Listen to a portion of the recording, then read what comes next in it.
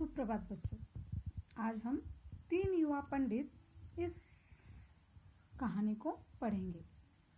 इस कहानी में बुद्धि के महत्व को समझाया गया है। बुद्धिमानी से हम कोई भी मुसीबत का सामना जो है कर सकते हैं और उस पर जो है उपाय जो है ढूंढ सकते हैं।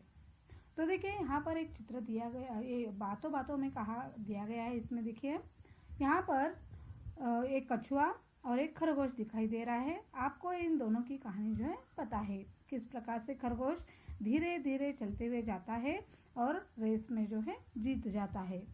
तो यहाँ पर कछुए ने बुद्धि का इस्तेमाल करके किस प्रकार से उसने वह प्रतियोगिता जीती, उसी प्रकार जो है इस कहानी में 3 पंडित जो है वह अपने बुद्धि का प्रयोग करके किस प्रकार से अपनी मुसीबत से बाहर निकल कर आते हैं, यह बात इस कहानी में बताई गई है। अभी देखिए यहाँ पर मैं सबसे पहले मैं पढ़ती हूँ, आप लोग ध्यान से देखिए। असम के कुछ ऊपरी इलाकों को ऊपरी असम और कुछ इलाकों को निचले असम के नाम से जाना जाता है। जोरहाट ऊपरी असम का एक प्रसिद्ध शहर है। उस शहर के 3 युवक नवद्वीप में शिक्षा अर्जन करने गए थे। 6 वर्षों तक वहां गुरुकुल में रहकर उन्होंने हर तरह की विद्याएं सीखी। पंडित बनकर तीनों युवक अपने शहर लौट रहे थे। लौटते समय रास्ते में अपने शहर के निकट ही उन्हें कुछ पैरों के निशान दिखाई दिए। अभी देखिए यहाँ पर बताया गया है कि यह कहानी जो है वह आसाम की है। आसाम के इलाकों को जो है 2 भागों में बांटा गया है। एक है ऊपरी आसाम, दूसरा है निचली आसाम। इस प्रकार से आसाम के लोगों को बांटा गया है।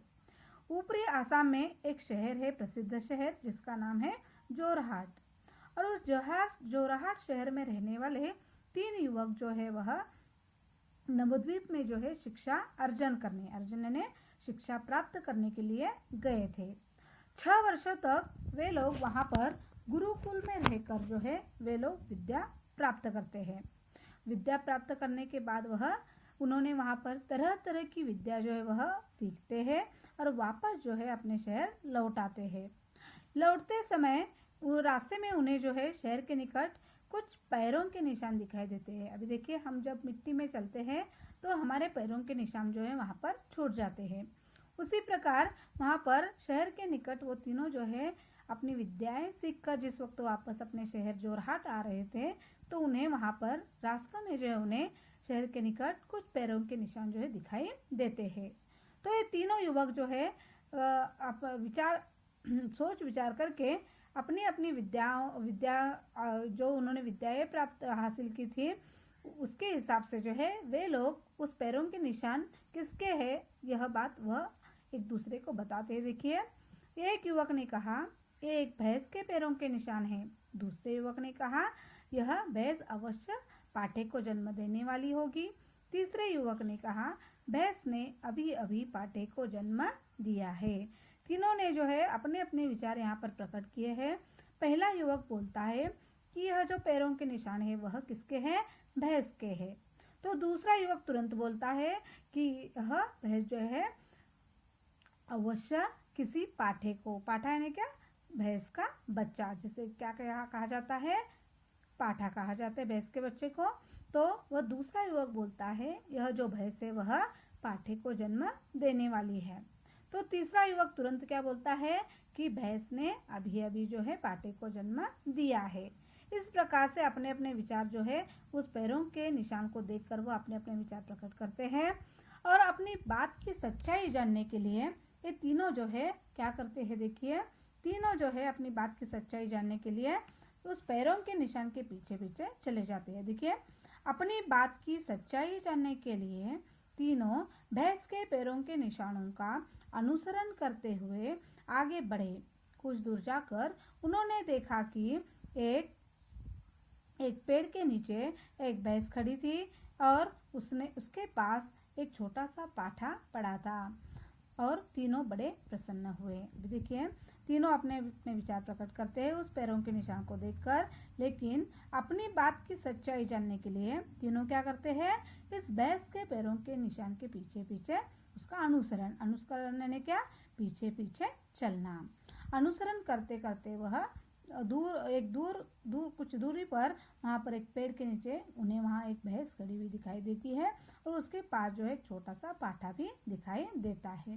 तीनों वह देखकर बहुत प्रसन्न यानी क्या, खुश हो जाते हैं। क्यों खुश हो जाते हैं? क्योंकि उन्होंने अपने अपने विचार प्रकट किए थे और उनके विचार जो है सही निकले थे, और क्योंकि उनके अनुसार वह भैंसी थी और भैंस ने पाठे को भी जन्म दिया था। इस बात की सच्चाई देखकर वह बहुत खुश हो जाते हैं। अब देखिए आगे, वास्तव में वह भैंस एक राजा की थी जो 3 दिनों से गायब थी। राजा के सिपाही उसकी खोज कर रहे थे। जब राजा के सिपाहियों ने भैंस को देखा तो वे उसके निकट आए। वहां पर उन्होंने 3 युवकों को खड़े होकर आपस में बातें करते देखा।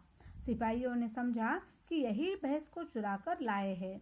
बस फिर क्या था, सैनिक भैंस के साथ साथ उन तीनों को भी पकड़कर अपने साथ ले गए। अब देखो, तीनों जो है युवक उस भैंस के पास, पेड़ के नीचे जो भैंस बैठी थी, उसने पाठे को जन्म दिया था, वहां पर वह तीनों युवक खड़ा होकर उस भैंस को और उस पाठे को देख रहे थे। तभी वहां पर राजा के सिपाही आ जाते हैं, क्योंकि वह भैंस जो थी वह एक राजा की थी और वह भैंस जो है 3 दिनों से जो है क्या हो चुकी थी, गायब हो चुकी थी। और उसे ढूंढते ढूंढते सिपाही जो है वहां पर पहुंच जाते हैं। सिपाही जो है उन तीनों युवकों को इस भैंस के पास देखते हैं और उनको क्या लगता है, यह तीनों जो है भैंस को चुरा कर लेकर जा रहे थे। और तीनों को चोर समझकर वह सैनिक जो है क्या करते हैं, उस भैंस के साथ उन तीनों को भी पकड़कर अपने साथ जो है राज दरबार में आ जाते हैं और राजा के सामने जो है चोर के रूप में उन्हें राजा के सामने प्रस्तुत करते हैं। देखिए आगे क्या हो जाता है।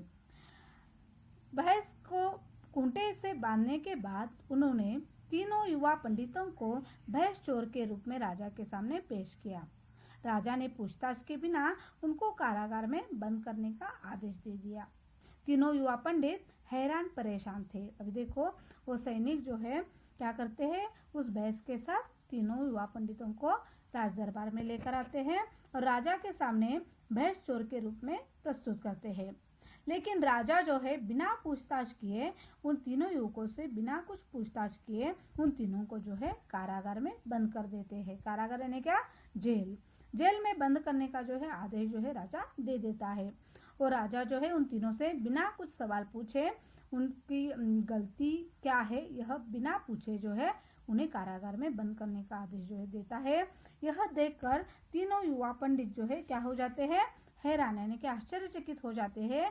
इस राजा ने हमसे कुछ भी सवाल नहीं पूछा और हमें तुरंत जो है कारागार में बंद करने का इसने आदेश दे दिया। यह देखकर तीनों जो है आपस में जो है विचार विमर्श करने लगते हैं। विचार विमर्श यानी कि आपस में बातचीत जो है करने लगते हैं। अभी आगे क्या होता है देखिए, वो किस प्रकार से तीनों युवा पंडित अपने बुद्धि का प्रयोग करके उस कारागार से बाहर आते हैं और राजा को अपनी सच्चाई जो है किस प्रकार से बताते हैं, आगे देखते हैं। अभी देखिए आगे क्या होता है। तीनों युवक थे, तीनों युवकों का पहले युवक का नाम था यदु। वह क्या बोलता है देखिए, पहला युवक वो आपस में जो है कारागार में बातचीत कर रहे हैं। देखिए, यदु था बोला, नहीं ऐसा नहीं हो सकता। दूसरा युवक जिसका नाम है धीमान, वह बोलता है ऐसा होता तो वह खाता। तीसरा युवक जो है जिसका नाम है खंडेश्वर, वह क्या बोलता है देखिए, तो क्या उसने नहीं खाया है।